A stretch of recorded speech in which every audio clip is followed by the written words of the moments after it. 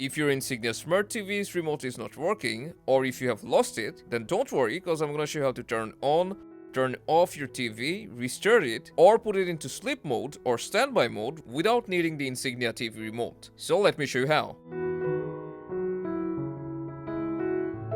First, if you want to turn on your Insignia Smart TV without the remote, you just need to press the physical power button, which is usually at the bottom panel of your TV. After you have located it, just press it once and your TV will start up. And if you want to turn off your TV and put it into sleep or standby mode, you need to press and hold the power button until the screen turns off. Now our TV is in sleep mode. And to turn it back on, press the power button again.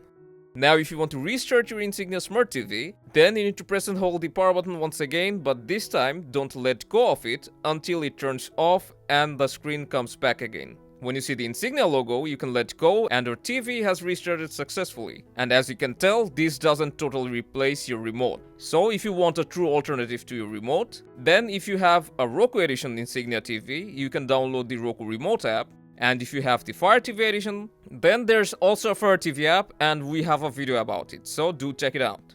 And that's all there is to it. Make sure to stay tuned for more and I'll see you in the next one.